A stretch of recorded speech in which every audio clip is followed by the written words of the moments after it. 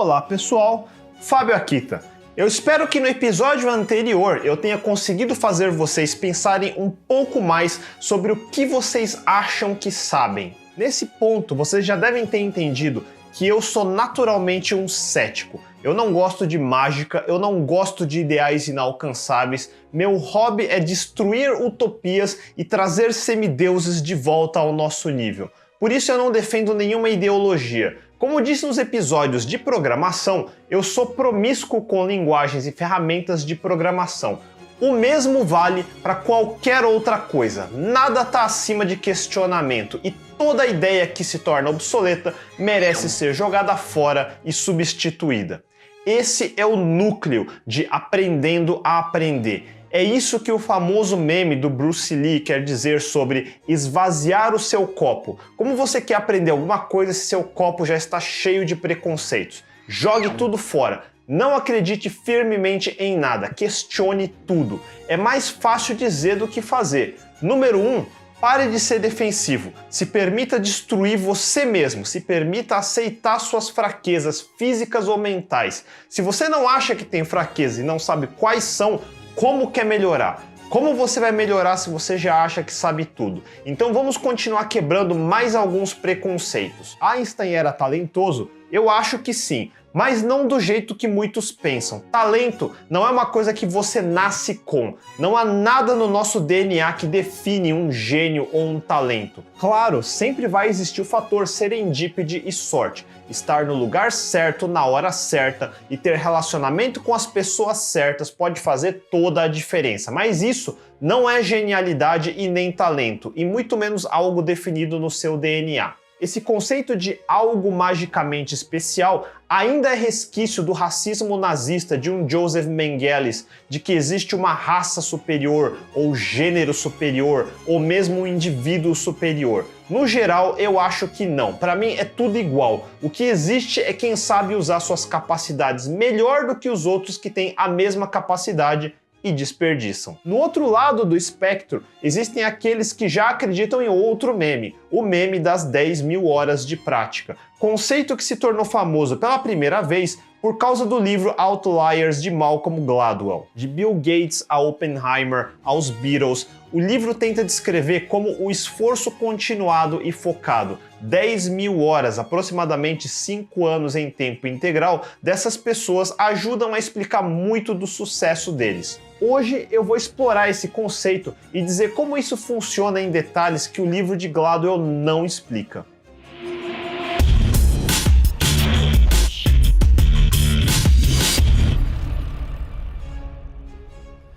Jeff Colvin, em seu excelente livro Talento é Supervalorizado, o que realmente separa os empreendedores de classe mundial de todo mundo, tenta ir além de Gladwell e seus outliers e explica por que só simplesmente treinar 10.000 horas não é suficiente.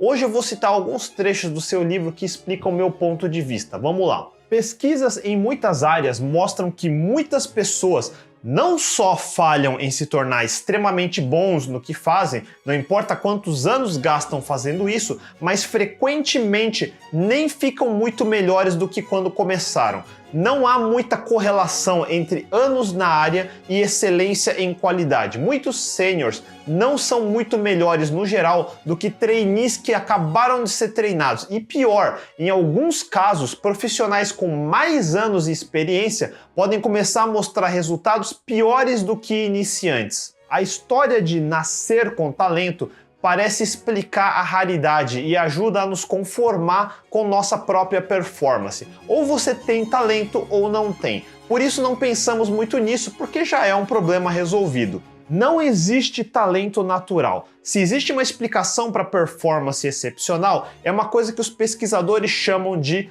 prática deliberada. Essa é a chave. A maioria das organizações é terrível em aplicar princípios de performance excepcional. Muitas empresas parecem arranjadas quase perfeitamente para prevenir as pessoas de tomar vantagem desses princípios. A maior dificuldade de prática deliberada é mental, não física, mesmo em esportes.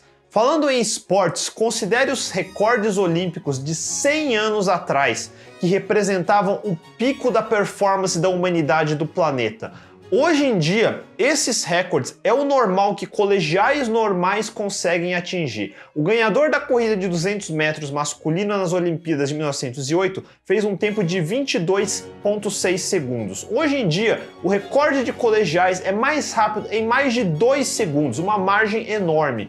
O tempo dos melhores colegiais na maratona bate os medalhistas de ouro de 1908. E se você estiver pensando que é porque as crianças hoje nascem com um físico melhor, não é isso. Em mergulho, por exemplo, a cambalhota dupla foi quase proibida até as Olimpíadas de 1924 porque era considerado muito perigoso. Hoje em dia, chega a ser entediante. Isso importa por causa do seguinte: atletas de hoje são superiores não porque eles são de alguma forma fisicamente diferentes, mas porque eles treinam de maneiras mais eficientes.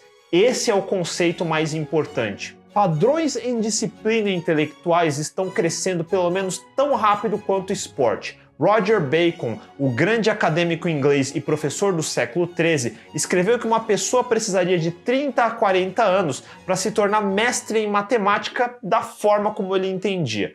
Hoje, a matemática que ele estava falando, lembrando que nessa época o cálculo nem tinha sido inventado, é ensinado rotineiramente a milhões de estudantes colegiais. Ninguém pensa nisso, mas considera o que isso significa.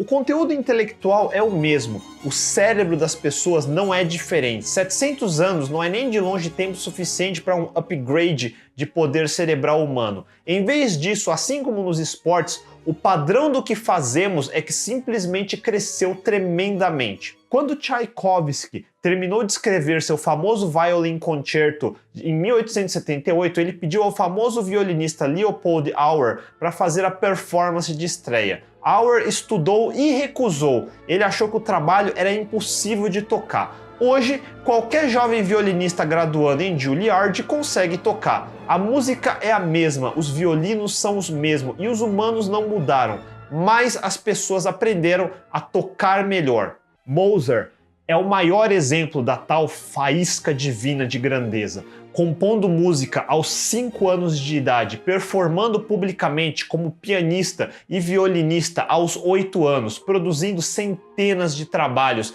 alguns dos quais considerados como alguns dos grandes tesouros da cultura ocidental. Tudo no curto período de tempo até sua morte aos 35 anos. Se isso não é talento de escalas monumentais, então nada mais é. Vale a pena examinar os fatos um pouco mais de perto. O pai de Mozart foi Leopold Mozart, um famoso compositor e artista. Ele também foi um pai dominador que fez seu filho começar um programa intensivo de treinamento em composição e performance aos 3 anos de idade. Leopold era muito bem qualificado para esse papel de professor do pequeno Wolfgang, não só por sua própria eminência, ele estava profundamente interessado em como música era ensinado para crianças. Ao passo que Leopold era um músico mais ou menos, ele era excelente como pedagogo. Seu livro autoritativo em instrução de violino, publicado no mesmo ano que Wolfgang nasceu, se manteve importante por décadas. Então, desde muito cedo, Wolfgang recebeu instruções pesadas de um professor expert que viveu com ele. Claro que suas composições desde cedo ainda parecem impressionantes, mas eles levantam algum questionamento. É interessante notar que os manuscritos não estão na caligrafia da criança. Leopold sempre corrigiu eles antes de qualquer um ver. E é interessante também notar que Leopold parou de compor ao mesmo tempo que começou a ensinar Wolfgang. Em alguns casos, é claro que as composições do jovem garoto não eram originais. Os primeiros 4 concertos de piano de Wolfgang, compostos quando ele tinha 11 anos, na realidade não tem música original dele. Ele juntou composições de outras pessoas. Ele escreveu seus primeiros 3 trabalhos desse tipo, hoje não classificados como concertos de piano, aos 16 anos. E esses também não contêm música original, mas ao invés disso, arranjos dos trabalhos de Johann Christian Bach, com quem Wolfgang estudou em Londres. As sinfonias mais precoces de Mozart, trabalhos curtos que escreveu quando tinha 8 anos, têm estilo próximo do de Bach. com quem estava estudando nessa mesma época. Nenhum desses trabalhos é considerado grande música ou perto disso hoje. Eles são raramente tocados, só são interessantes por causa da fama posterior de Mozart. Eles parecem o trabalho de alguém sendo treinado como compositor pelos métodos usuais, copiar, arranjar e imitar o trabalho dos outros, com os produtos resultantes trazidos à atenção do mundo e talvez um pouco polido por um pai que gastou muito da sua vida promovendo seu filho. O primeiro trabalho de Mozart, considerado hoje como uma obra de arte, com seu status confirmado pelo número de gravações disponíveis, é seu Piano Concerto número 9, composto quando ele tinha 21 anos. Essa é certamente uma idade jovem, mas devemos lembrar que nesse ponto Wolfgang passou 18 anos de treinamento pesado, treinamento de expert. Isso vale pausa para consideração. Qualquer faísca divina que Mozart possa ter possuído não o permitiu criar trabalho de nível mundial mais rápido ou mais fácil, que é algo que nós frequentemente assumimos que faíscas divinas deveriam proporcionar. Os métodos de composição de Mozart não eram a maravilha que nós pensávamos que fosse. Por quase 200 anos, muitas pessoas acreditaram na habilidade miraculosa de compor peças inteiras na cabeça e depois só escrever facilmente no papel. Essa visão vem de uma famosa carta onde ele diz exatamente isso: o todo, mesmo sendo longo, está quase terminado e completo na minha mente. Colocar no papel é feito rapidamente. E raramente o papel difere do que estava na minha imaginação. Esse relato certamente faz parecer um super-humano. O problema é que essa carta é uma fraude, como muitos já estabeleceram. Mozart não concebia trabalhos inteiros em sua mente perfeito e completo. Manuscritos que sobreviveram mostram que Mozart constantemente revisava, retrabalhava, riscando e reescrevendo sessões inteiras. Embora isso não o torne o resultado menos magnífico, ele escreveu música da mesma forma que humanos ordinários escrevem. Pesquisadores construíram o índice de precocidade para pianistas. Eles descobriram o número de anos de estudo necessário para um pianista sob programas de treinamento moderno antes de performar publicamente vários trabalhos, e então compararam isso com o número de anos necessários para vários prodígios pela história. Se o estudante médio precisa de 6 anos de preparação e considerando que um prodígio fez isso depois de 3 anos, ele teria pontuação de 200%. O índice de Mozart é cerca de 130%, claramente acima da média, mas prodígios do século XX pontuam 300 a 500%. Outro exemplo de padrões que cresceram. O efeito do treinamento melhorado de hoje superam o gênio de Mozart. E uau! Significa que Mozart é uma fraude então? Não. Ele simplesmente não é um semideus também, mas o resultado do seu trabalho é sólido. Ele realmente foi um dos grandes músicos que já existiu. Mas tudo isso foi resultado de longos anos de muito trabalho. 10 mil horas eu diria que foi mais, 20, 50 mil. Aprendendo a aprender até aqui funciona assim. Primeiro, aceite que não existem semideuses. Eu sempre disse que é importante ter objetivos inalcançáveis para você nunca achar que chegou ao fim. Mas se você estabelece um teto infinito logo no começo, não tem nem por que começar. Você nunca vai ser um deus. Desista, mas superar outros humanos, sim, aí já dá para começar. Quem não pensa muito no assunto acha que é uma questão de praticar e praticar e praticar. 10 mil horas. Tá errado, é muito mais que isso. Para começar, praticar é hobby. É jogar futebol com os amigos antes da cerveja na sexta-noite. Você nunca vai ser um Neymar assim. E ninguém pensa em se tornar um Neymar, claro. Mas pense que treinar algumas horas por semana não basta. Se você encara a sua carreira da mesma forma, você está praticando errado. Já prática deliberada não é a prática que você imagina. Ela é especificamente desenhada para aumentar performance. Pelo menos no começo, é quase sempre necessário que um professor desenhe as atividades mais adequadas para melhorar a performance do indivíduo. Eu disse isso no meu vídeo sobre The Mythical Man Month.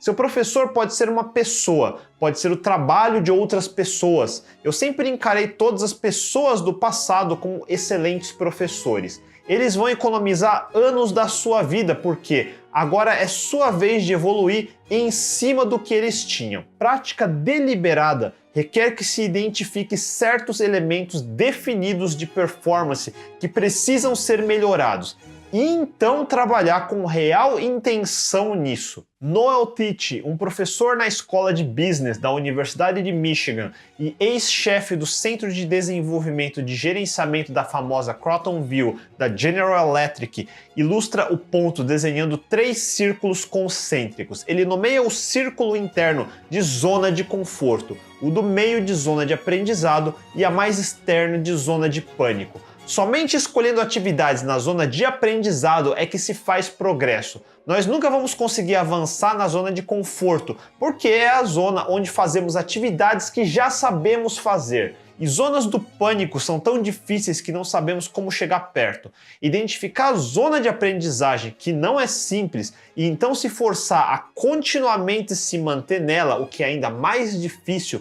Essas são as características primárias e mais importantes de prática deliberada. Alta repetição é a diferença mais importante entre prática deliberada de uma tarefa e performar a tarefa na realidade só quando conta. Você não vai evoluir só no horário do seu trabalho. Seu trabalho é sua zona de conforto, com raras exceções, onde você vai fazer alguma coisa que desafia o que você já sabe. Mas é muito lento, muito demorado e altamente ineficiente desse jeito.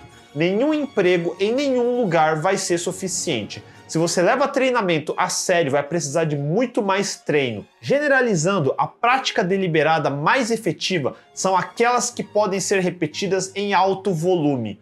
Prática deliberada é, sobretudo, um esforço de foco e concentração. É isso que o torna deliberado. Continuamente procurando exatamente os elementos de performance que são não satisfatórios e então forçando na melhoria específica desses elementos. Digamos em programação, muita gente acha difícil escrever bons testes. Por que não pratica? Escreva centenas de testes. Não só para os projetos do seu trabalho, que, como eu já disse, é insuficiente. Escreva, escreva, escreva. Vai sair um monte de porcaria no começo. E para evoluir, você precisa fazer o que Moser fazia: copiar, testar, corrigir e recomeçar. E recomeçar, e recomeçar centenas de horas. Ao que parece, 4 a 5 horas por dia parece ser o limite máximo de prática deliberada e é frequentemente concluído em sessões de não mais que 1 hora a 90 minutos de cada vez. Mesmo atletas de elite dizem que o fator que limita seu tempo de prática é a habilidade de sustentar concentração. E concentração só acontece quando você está sozinho, sem ninguém te atrapalhando. Prática deliberada é essencialmente uma atividade solitária, nunca de grupo. É quando você está 100% desligado do mundo. Portanto, se você está mais focado na sua timeline do Twitter ou responder o WhatsApp, você não está praticando. Fazer coisas que sabemos como fazer é agradável. E isso é exatamente o oposto de prática deliberada. Em vez de fazer o que somos bons em fazer, nós insistentemente perseguimos o que não somos bons em fazer. Então identificamos as atividades mais dolorosas e difíceis que nos farão melhores e fazemos isso repetidamente. A cada repetição nos forçamos a ver, ou fazemos outros verem, exatamente o que ainda não está certo para poder repetir as partes mais dolorosas e difíceis do que acabamos de fazer. E continuamos nesse processo até estarmos mentalmente exaustos. Se não está doendo, você não está treinando. No pain, no gain. E parece um pouco depressivo que a coisa mais importante que podemos fazer para melhorar a nossa performance não é divertido, mas console-se com esse fato. Tem que ser exatamente assim. Se as atividades que levam à grandeza fossem fáceis e divertidas, então qualquer um faria. Isso é até uma boa notícia, significa que a maioria das pessoas não vai fazer. Os melhores fixam objetivos que não são sobre o resultado, mas sobre o processo de chegar no resultado. A capacidade de autorregulação mais importante que os melhores usam durante seu trabalho é autoobservação. Por exemplo, corredores de endurance em uma corrida tendem a pensar em qualquer outra coisa menos no que estão fazendo. Por isso, robistas como eu e muitos outros colocam um fone de ouvido e tentam se distrair ouvindo música.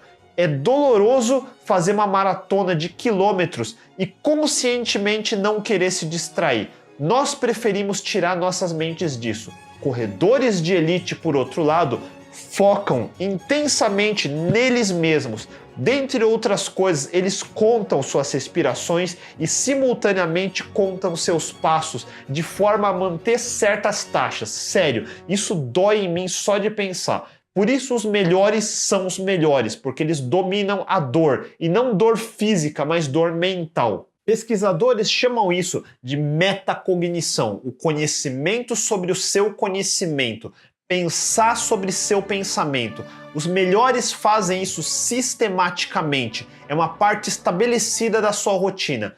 Pense em você saindo de você e se monitorando enquanto faz a atividade. Agora o ponto final por hoje. A maioria se contenta com você fez bem. Atividades de prática são inúteis sem feedbacks úteis, mas não qualquer feedback. De forma similar, as oportunidades de prática que encontramos no trabalho não servem para nada se não avaliarmos depois, e devem ser autoavaliações, porque a atividade de prática aconteceu nas nossas mentes. Somente nós podemos saber completamente o que queríamos fazer ou julgar como realmente ficou. Mas isso só funciona se você é altamente consciente dos seus objetivos. Se você nem sabe por que está fazendo o que está fazendo, como vai se autoavaliar? Os excelentes se julgam de forma diferente das outras pessoas. Eles são mais específicos, assim como quando definem objetivos e estratégias. Os medianos se contentam em se dizer que foram bem ou mal e só. Os melhores se julgam contra padrões relevantes para o que querem atingir. Algumas vezes comparam suas performances com seus melhores resultados até então. Algumas vezes se comparam com competidores que estão encarando ou pretendem encarar. E algumas vezes se comparam com o melhor resultado conhecido na área. Qualquer um deles pode fazer sentido. A chave em toda prática deliberada é escolher uma comparação que colabore para estender além dos seus limites. Uma parte importante da autoavaliação é decidir o que causou os erros. Os medianos acreditam que seus erros foram causados por fatores externos ao seu controle. Meu oponente teve sorte, a tarefa era difícil demais, eu não tenho mesmo habilidade natural para isso. Os melhores, ao contrário, acreditam que eles foram os responsáveis por seus erros, sempre. Qualquer um que passa muito tempo culpando os outros, os colegas, os chefes, os políticos, sociedade, nunca vai deixar de ser medíocre. Eu nunca peço e nunca pedi feedback para os outros. Eu sempre achei isso meio irrelevante. Eu sempre soube o que eu queria fazer em cada momento. Você sabe por que você faz o que você faz? Porque se você não sabe, jamais vai conseguir se autoavaliar. E nesse caso, qualquer feedback de fora é inútil para você. Por outro lado, se você sabe por que você faz o que você faz, então você já sabe o que fez de errado. E de novo, um feedback externo é inútil para você na maioria do tempo. E claro, feedback externo sempre pode colaborar um pouquinho para você ver algo que não estava vendo, mas ele não é nem de longe o mais importante. Aqui eu fecho com o que eu comecei. Você precisa aprender a esvaziar seu copo. Tá entendendo o que isso significa? Se você acha que está fazendo tudo certo, como vai melhorar? Eu, por outro lado, às vezes vou a extremos. Eu sempre acho que eu estou fazendo tudo errado. É altamente tenso ser autocrítico. Eu não dou o mínimo valor quando alguém me diz que eu fiz algo bem, entendem? O que os outros entendem dos objetivos que eu quero alcançar. É mais irritante ainda quando eu digo que não fiz tão bem algo que eu queria e alguém chega com boas intenções e me diz que ficou bom. Não ficou, eu sei que não tá bom. E se eu sei disso, por que eu me contentaria com alguém me dizendo que eu fiz bem? Isso é se auto-enganar e é o extremo oposto de prática deliberada. Como eu disse, prática deliberada é brutal, é doloroso, porque você não pode ficar se enganando achando que está suficiente. Nunca é suficiente. No pain, no gain. Eu não sou grande coisa e eu vivo com esse conceito em mente. Validação de terceiros é a maneira mais fácil de sabotar seu talento. Falta de autoavaliação é o que faz você começar a academia na segunda e desistir na sexta. Já fiz o suficiente, já disseram que fiz o suficiente, tá bom. E qual o seu objetivo? Ganhar mais dinheiro? Só isso? Tem formas muito mais fáceis se o objetivo for só esse. Isso é muito pouco. E lembram do Einstein? A teoria da relatividade é ensinada no primeiro ano de faculdade. Qualquer estudante minimamente competente consegue entender. Não querendo menosprezar, mas Einstein já foi superado, Mozart já foi superado, Jobs e Gates estão sendo superados na atualidade. A história não é estática e todo mundo está olhando para o futuro. Tem gente que fala que eu sou grande coisa e eu não sou. E eu não tô sendo falso humilde. Eu ficaria muito chateado se alguém achar que não dá para me superar. Eu sou facilmente superável. É um objetivo muito baixo para essa nova geração. No século 21 eu sou nível 1. Me supere. Na metade do tempo que eu levei. Eu desafio todos vocês a colocar o que eu disse essa semana em prática. Não tenha ídolos. Tenha referências, tenham objetivos a serem superados e logo que conseguirem, persigam outro para superar. E bom, essa semana foi bem intensa, mas como eu disse, no pain, no gain. E vocês, já chegaram ao fim de suas carreiras? Estão começando suas carreiras? Qual é a sua história de treinamento deliberado? Compartilhem com a gente nos comentários abaixo. Se curtiram, mandem um joinha, assinem o canal, cliquem no sininho e a gente se vê. Até mais!